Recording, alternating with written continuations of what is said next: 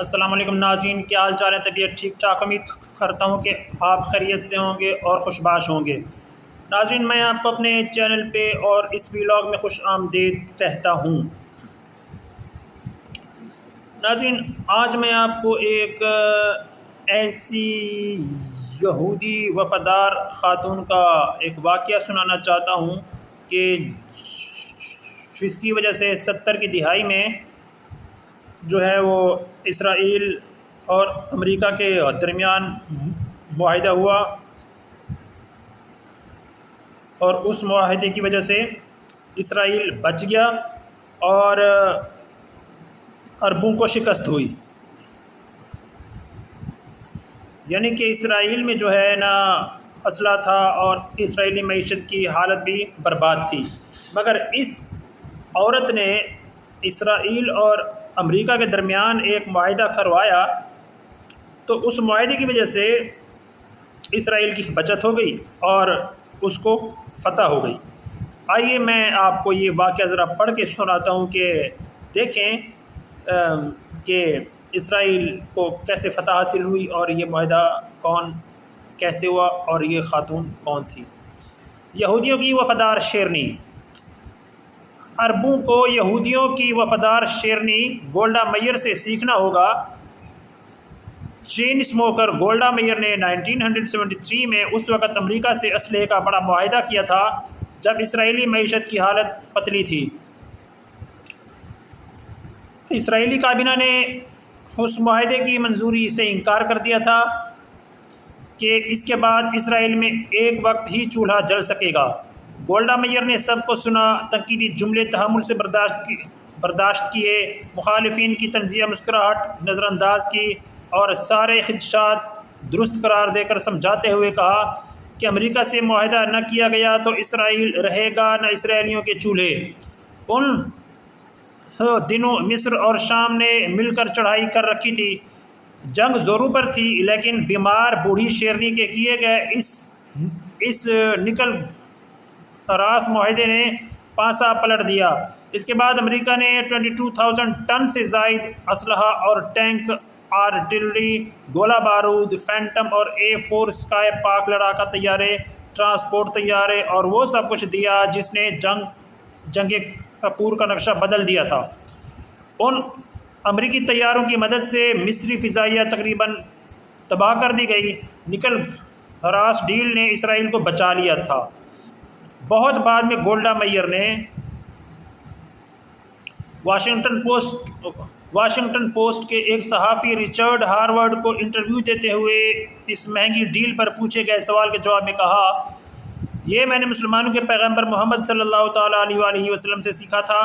زمانۂ طالب علم میں میرا پسندیدہ موضوع مذاہب کا تقابلی مطالعہ ہوا کرتا تھا۔ انہی دنوں میں محمد صلی اللہ تعالیٰ علیہ وآلہ وسلم کی سیرت کا مطالعہ کیا۔ ایک کتاب میں لکھا تھا کہ جب محمد صلی اللہ تعالیٰ علیہ وآلہ وسلم نے وفات پائی تو گھر میں چراغ کے تیل کے لیے بھی پیسے نہ تھے، لیکن گھر کی دیوار پر 9 تلواریں لٹکی ہوئی تھیں۔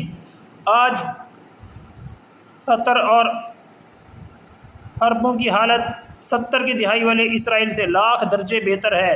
وہ امریکی یورپی سربراہوں کو تحائف کے نام پر اربوں ڈالر کا جزیہ دیتے ہیں۔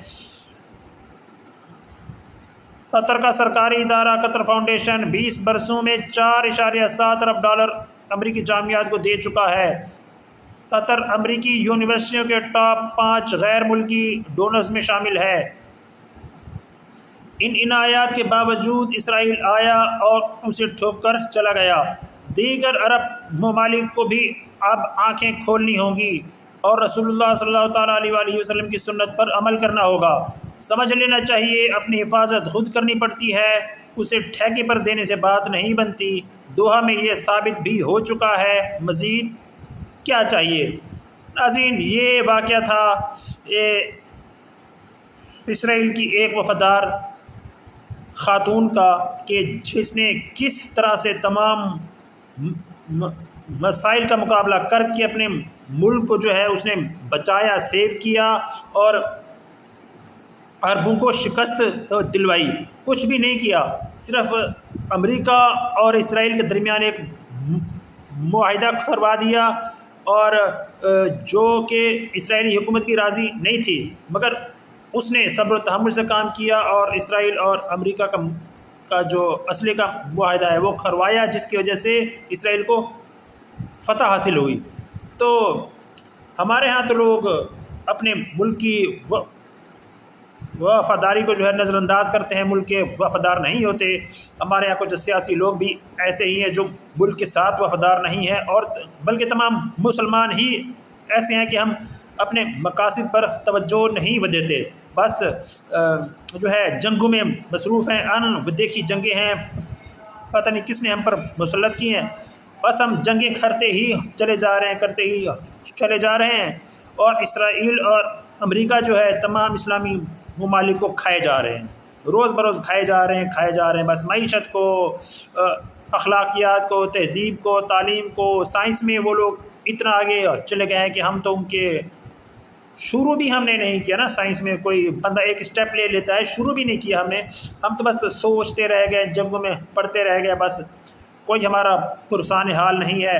آج قطر پہ حملہ ہوا ہے، جو کہ اتنا طاقتور ملک ہے، دنیا کا ہر جدید فائٹر جیٹ جو ہے وہ قطر کے پاس موجود ہے، مگر اس نے اسرائیل کو جواب کوئی نہیں دیا۔ اور جو ہے اب دیکھتے ہیں کہ اس کے بعد، قطر کے بعد کس اسلامی ملک کی باری آتی ہے۔ ہاں، میں آپ کو یہ بھی بتاؤں کہ جو ذرا طاقتور ملک تھے، لیبیا، عراق، یمن، اور یعنی اس لحاظ سے طاقتور کے جو اسرائیل کو ناپسند کرتے تھے اور اسرائیل کو ہیٹ کرتے تھے اور اسرائیل کی باتوں کا جواب دیا کرتے تھے۔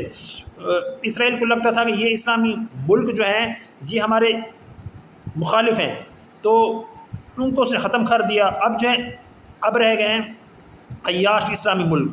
جو عیاش اسلامی ملک ہیں ان کے بارے میں پھر وہ ترسوں جو واقعہ ہوا ہے کہ اسرائیل نے قطر پر حملہ کیا، وہ بھی سامنے آ گیا کہ اب عیاش اسلامی ممالک کی بھی کوئی خیر نہیں ہے، رگڑے سارے جائیں گے۔ تو بہتر ہے کہ اپنے آپ کو ٹھیک کر لیں، اپنا نامہ اعمال درست کر لیں، بجائے اس کے کہ کوئی سارا کھیت ہی چگ جائے۔ ناظرین، یہ میں نے آپ کو تھوڑا سا ایک واقعہ سنایا کہ کس طرح اسرائیل کی ایک وفادار خاتون نے اسرائیل کو محفوظ کیا۔ السلام علیکم، میں ہوں گجرات سے خان، 12 ستمبر کی دوپہر اور ہے امریکہ میں، جو رات ہے ہو چکی ہے پاکستان میں۔ کیسے اسرائیل نے ترقی کی، تو یہ واقعہ تھا 70 کی دہائی کا۔ چلے ناظرین، فی الحال اتنا ہی اس ویلاگ میں، ملتے ہیں اگلے ویلاگ میں، تب تک شکریہ، اللہ حافظ۔ میرے چینل کو شیئر، لائک، سبسکرائب ضرور کر دیں، دعا میں یاد رکھیں، اللہ حافظ۔